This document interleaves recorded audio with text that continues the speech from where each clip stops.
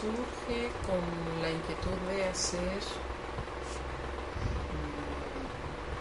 un gran colectivo ciudadano encaminado a poner en práctica la manera en que la nueva legislación sobre participación ciudadana daba la posibilidad de que las y los que pertenecíamos a la sociedad civil pudiéramos proponer,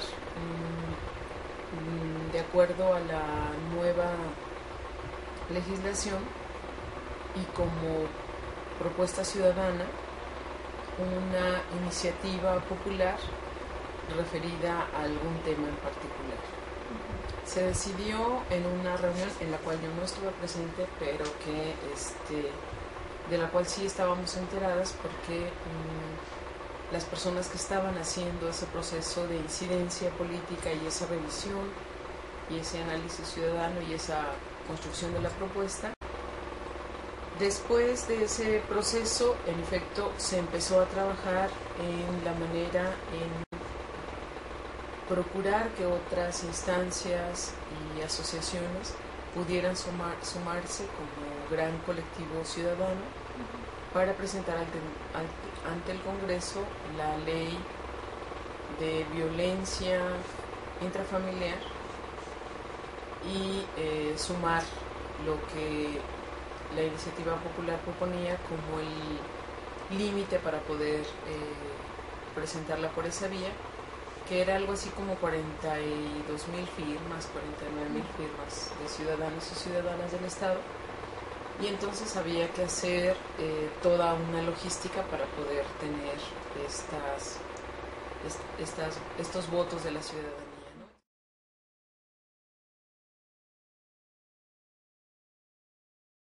El conflicto surge porque la persona que estaba como nuestra representante ante el Congreso no nos daba la información de lo que estaba sucediendo con las reuniones y con los diferentes grupos con los que se tenían reuniones para ver el avance de la propuesta y de la legislación.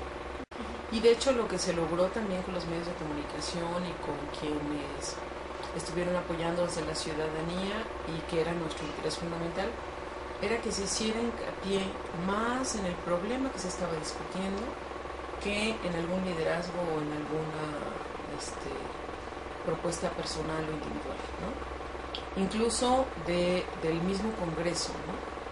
Que bueno, allá también los diputados luego se proponían en esa parte del liderazgo, ¿no? Pero nosotros decíamos con los medios que bueno, lo que se tendría que estar poniendo en la discusión era más bien el tema, ¿no? Cuando el liderazgo de quien nos representaba ante el Congreso no estaba pasando información, ¿no? No sabíamos las instituciones que estaba pasando en el Congreso. Y eso, bueno, muchas asociaciones consideramos que era muy delicado, ¿no? Porque era justamente la parte importante de la propuesta, ¿no? Y entonces veíamos que no tenía que quedarse en manos de una sola persona, ¿no? Que habría que abrir también más democráticamente los procesos, ¿no? Incluso el mismo Congreso, ¿no? Hacer que hiciera sesiones más abiertas, no cerradas, ¿no? Y bueno, ver con los partidos políticos cuál era como su posición respecto del tema, ¿no? Y en ese sentido se ve la posibilidad de que alguien más asumiera esa representación por parte del colectivo, ¿no?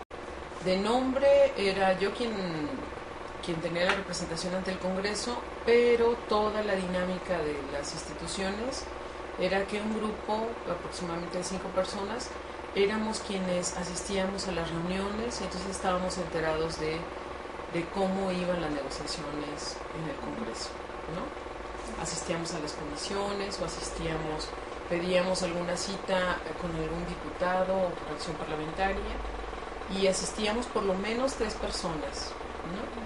Para que la información fluyera a las instituciones. Ese era como el acuerdo, el pacto, ¿no? El cambio de representación fue el primero, ¿no? El cambio de representación y después generar esta dinámica de confianza en las y los demás, justo con eso, ¿no?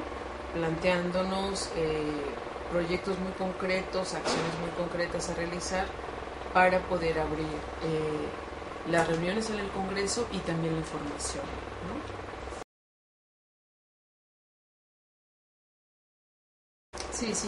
Sí necesitamos mediación, de hecho de las mismas representaciones de las instituciones para generar el cambio, y bueno, sabíamos que era la manera más pacífica de resolver el conflicto, ¿no?